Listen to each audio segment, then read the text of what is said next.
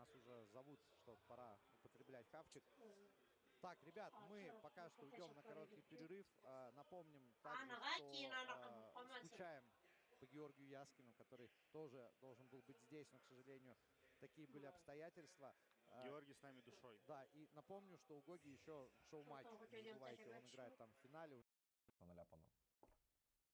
От прямо то ця стінка. Ні, мені здається, там темніше. Але хоч можеш вибрати. Ну, давай попробуємо, ляпнемо. Ну, гембл та гембл. Ні, там, де ти зараз вибираєш, там же йде типу той виступ, на який підсадить. Игорь, ты бы видел, ты был в этой Клуж-Напоке, но я там такое попадал. Такие клатчи брал. Господа, 23 минуты перерыва. Мы пойдем.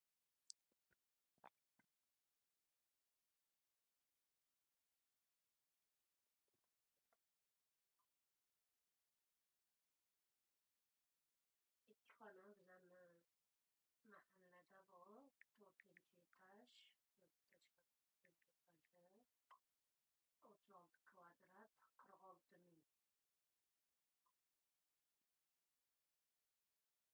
min ipoteca var.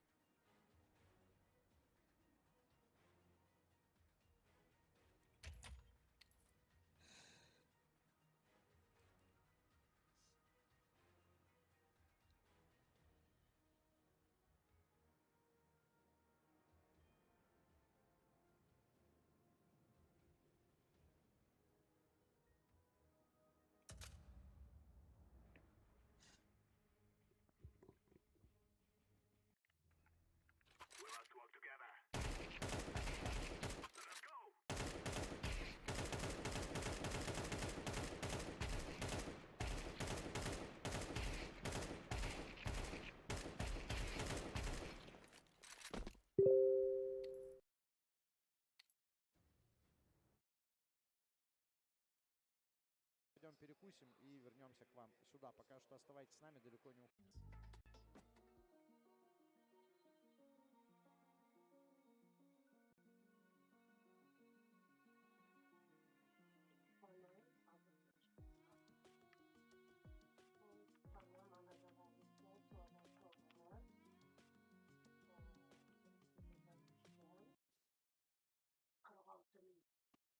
Who has looked pretty solid in recent times. So I think we can maybe highlight this a bit. Of course, it is indeed himself from Romania, Ema, who has been having a hell of a time lately. So let's throw him up on screen. I know it was exciting from this man, as he is ranked within the top. I love him so much, I imported his hair. You did a great job at that, too. You did an absolutely fantastic job. He's got the hair and he's got the swagger as well, putting up really good numbers this tournament. And one of the numbers that's not going to be on the screen that I do want to point out that is critically important is while Makaze is kind of the driving force of this team when it comes to creating openings and being an entry fragger, that was Ema's old identity before they made the roster change to bring Makaze in. And Ema still acts as a very good secondary entry fragger. His entry stats are actually up there with some of the elite entries in the world. Yeah, he's not taking as many attempts anymore because he's had to kind of adjust his role to make room for Makaze. But when his number has been called to make something happen on an extremity or to lead and execute, the guy's still putting up great numbers. And yesterday, when it was all on, or 2 days ago, when it was all on the line, and he needed to win a series to get to this stadium. Because remember, guys, Ema was here last year. This whole crowd knows it. He sat in this stadium, and he got to see this crowd, and he got to go do autographs. He got to go hang out, you know, with the co-streamers, and he got to see what could have been. But NAVI didn't attend this event, and so he didn't get to compete. But now he does. Now he gets this chance in front of this crowd. We know how romantic it was for Maladoy and Astana last year to be able to have the opportunity to play in front of his home crowd, and what a magical story that was. I bet you this crowd hopes that the same thing happens for Ema today here in Romania. Yeah. Well, I mean, a great point, and I'll tell you, you know, Ima's usually a player that plays within himself, you know, not really a big emotional guy. You don't always see him screaming.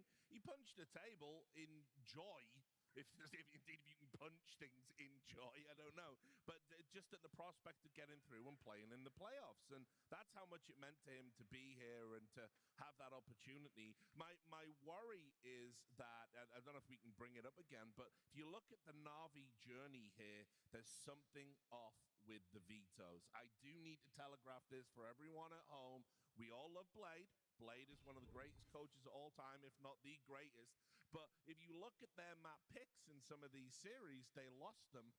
And it was kind of crazy that that was happening. I think it was 4 series or 3 of the last 4 series that they lost their picks. I mean, they lost a Mirage to an Aurora team, even after taking them down on their home map of Anubis. I mean, they beat Mongols on their pick of Inferno, but then Navi picking Nuke out, lose that one as well. Obviously, versus MOUZ getting 2-0'd. Yeah, there's 3 examples right there of the veto not going the way that. And let's be clear, they were also getting battered on Ancient by G2, and it wasn't until the second half where things started to click for them. And it's like my worry here is against Mr. Consistency that is MOUZ. If your veto is even slightly off, you're going to get punished. There's no room to hide in the playoffs. Yeah, 2 things with that. I mean, one, I think this is the ripple effects of them attempting a 7-map pool last year, never really making that work. And I think they were also incredibly harmed by Train being removed because I felt like that was really what they were going to hope for to be kind of the home map for the squad. Now they've started to permaban overpass, and so now it forces you to be extra focused on those other 6 maps in the pool. And while we have seen them do, pretty well on Ancient, other than obviously the almost G2 disaster that you were mentioning, generally speaking, pretty good on Ancient. I think their Dust 2's been all right. The big problem for me is that the Mirage has completely fell off. Yes. Like, they won the last 7 games that they played last year, and that major run, a lot of it was through Mirage. It's been absent through a lot of this year. That major run, a lot of it was through Mirage. It's been absent through a lot of this year so far for me. They've also really struggled on Inferno lately. They've struggled on Nuke lately, where they're losing like their last 7 out of 10 games apiece. But they're going to have to find something in this series, that's for sure, and that's what the crowd's hoping for as well. Yeah, absolutely. So we can also talk a little bit about MOUZ and some of their problems because, I want to ask you, Maui, where do we apportion the blame for why they've not lifted more trophies? What looked really good was when Shuhei went and Broland came in, we were like, maybe you just don't need IGLs in CS2. That was the big debate at the time, right? 1 year ago. Maybe you just have more firepower, you play sensibly, and they all came out, they were like, this is the guy, this is the IGL for us. And since then, not only have they not won another trophy, his individual performance has kind of fallen off a cliff and cratered. So is the Broland question the question to be asking about MOUZ? I mean, from the group stage, that's who I would have put on the hot seat regarding MOUZ. I feel like you're getting enough out of all of your other 4 players. You're getting Torzi's a completely commendable rifler, or opper that is. Spinks is obviously vying for being a top 10 player in the world every single year that he's on a team. And Yimpat, even though we've talked about some of the fall off that he had from Grace, he still is one of the best anchors that you could ask for. And Exertion, yeah, the big moments get to him, but he's still a very sharp tool. So for me, when I'm looking at MOUZ, I'm only looking really at Broland because, yeah, the rating for this tournament has been really solid for this MOUZ, for him and this MOUZ team. But I just don't think that you're getting really the fragging numbers that you wanted or you saw in the opening tournament with him. And also, I don't think that the mid-rounding is nearly as strong as they believe it to be with this guy. So if there's an IGL on the market that they could possibly float out, or maybe they even swap the role again to somebody else as they once again try to improve their fragging, then there are options that are out there. Yeah, I mean, I think it's a combination of the fact that while they do have a lot of talented players, there's no one true superstar on this team either, right? I mean, Spinks is probably the closest that you got. As you mentioned, he was a top 10 player last year. I think that's fair. He's a great star CT player, great trade fragger. But I think the other guys can sometimes get a little bit flaky. Like, you can see Xerxen be one of the best entry fraggers in the world. He was the bulk of last year, but guess what? The tail end of last year and into this year, his entering has been way below standard for, an entry fragger on an elite level team. I think Torzi can sometimes crack with the op. I do think Jimmy is not the same guy that was a superstar in 2024. I think you can point a lot of those things, but the other thing you can really point to, and we've kind of, I guess hinted at it with what you were talking about with mid-rounding, is their T-sides are awful on some of these maps. Like, let's just be honest. Agreed. Like, they're either totally reliant upon fast-paced plays and just trading and banging with their talent, but yeah, their mid-rounding struggles. I don't know if it's a Broland not developing as an IGL, if it's a too many cooks in the kitchen, too many voices, or what it is, but they just have not been able to flesh out their attacking side on some key maps, which holds them back because they have such good dynamic defenses to put them in winning positions. even when you listen to the comms videos from MOUZ that they release after a handful of tournaments or games, you almost rarely hear Brolin making some kind of executive decision in the middle of the round. So much more frequently, you get people like Exertion or Torzy chiming in, or Spinks calling a setup before the round even starts. They're willingly highlighting this on their own YouTube channel that other people are calling over Brolin in pregame segments or right in the freeze time. So that is a huge concern for me, because after a while I begin to ask, what does he even do? It's a valid question, but, you know, might prove you wrong at this tournament. We'll see. It is a rematch. I want to remind everybody at home, they've already played at this very competition, so we can take a look at that and how it went. And you can see for yourself that it was a 2-0 to MOUZ, and ultimately one that was relatively comfortable. I mean, this was kind of when we were raising eyebrows about where NAVI kind of were at. If you look at the scoreboard itself, it's kind of like, you know, the people you would want fragging for NAVI are doing it. The problems are obviously more systemic. And that's why we have a couple of round examples, which we'll get into over the series, that can really demonstrate how just more polished and smooth through transitional moments MOUZ are. In this kind of round here, Exertion, with just a jiggle peek towards the connector, is able to spot out one of the players from NAVI encroaching, and immediately you get these reactions out of them. Immediately you get MOUZ players who recognize that there is space available, or that they need to cut off one prong of an attack, and you get Brolin making a proactive play. You get Spinks making a proactive play. And this is why throughout the tail end of last year, the main talk about MOUZ's consistency was their CT side. Cyclone says on frequently, just to hype the team up, and I believe him, he says that they got the best CT side in the world on a multitude of maps. They are so just clever with the way that individuals don't always need the perfect flash setup. They just recognize in a macro sense what's available and what they should be taking. Yeah, I agree with you. I think their dynamic defense has always been their strength. The fact that they're willing to be proactive, that they have guys who can be active. Torzy can be an opera who's going to go for stuff, not just hold angles. They respond very nicely with their team play. The flip of the script is we're looking at Mirage, where we just highlighted how good their CT side is. 38% win rate on the T side for the last 6 months. Wow. You're not going to win games with that, right? I mean, you can be as fantastic as you want to be on the CT side. You got to be able to either open and give yourself a little bit of cushion on the T side, or at least be able to close it once you get a big CT half, and that's been a real issue for them on a consistent basis. I mean, that's the other thing I think. I believe in NAVI to experiment and tinker and find strange tactics and strange new ways to beat opponents, because Blade's been doing that his entire career as a coach. Meanwhile, over on MOUZ, it's not that I don't rate Cyclone. I think Cyclone is one of the most slept-on coaches in World Counter-Strike, but they don't seem to change enough tournament to tournament. I always feel I get a very known quantity when I watch MOUZ play. When I'm watching MOUZ play, I almost feel like sometimes I'm just watching a Vitality that has less gears. That they can run the poppy plays that Vitality do. I mean, a lot of the teams kind of shuffle and share the same sort of strat book.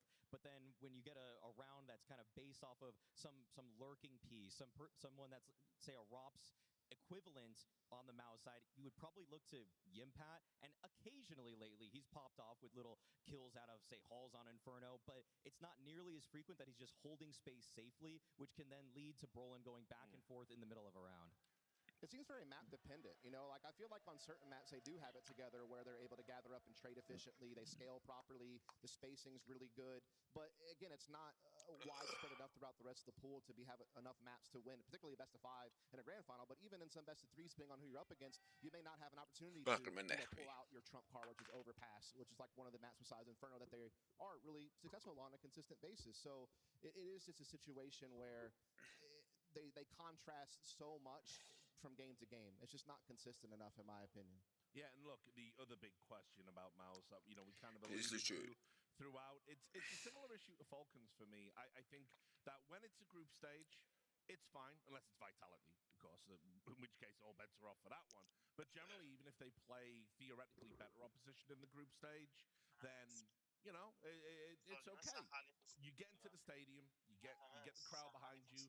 They're going to go up against a hometown favorite now where, you know, MOUZ might even get booed. I mean, like, who even knows what's going on? So it's like the mentality That's the issue for me. Like, I think you have to be able to walk into places like this and go, I don't care. Like, I'm here to win. I'm here to ball out. I'm going to do that. When I boil it down to individuals on the team and who that could really, you could lie the blame to, it's, to me, exertion frequently. I would say that watching him as he was progressing on MOUZ in the beginning, the first couple of years, so frequently you're getting a guy that's just going to run an entry route till he dies. And he's not exercising any sort of judgment nor caution about if there's any kind of roadblock, does he need to slow Başla gün Gets çikolatayla. way low. And now they're going to pressure B. They're going to walk in on contact. Monacy and Nico. No, not contact. They throw out the nades. Announcing that presence. It's just Belchenok Belchenok here. miles away from any cavalry. He is alone and concedes the site. Retake on this one, or is he? Or is he? Tarafsky to swoje deebligi. Spotted out, Nico. Crucial frag provided should enable the Falcons' plan. Tough Kisa. retake. Zwei already had too much damage inflicted by Tessas. Yeah, It looks like they're have to backing hold on to away. this. Get that JMAWP, get out of there. Saving it over. Шубалы Zwei хатки отты бейсболу кубуги отки сон отты. It feels like since the final round of regulation, Slow the game's gone up a gear in terms of the tempo, and it feels like Paravision have been drawn into it. And sure, they were stalled out there with the 3v3 on the retake, but Nico killing 2 on the rotation, that's a massive round for him.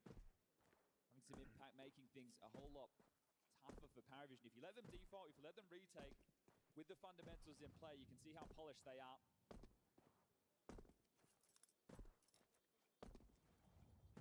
Call that 14.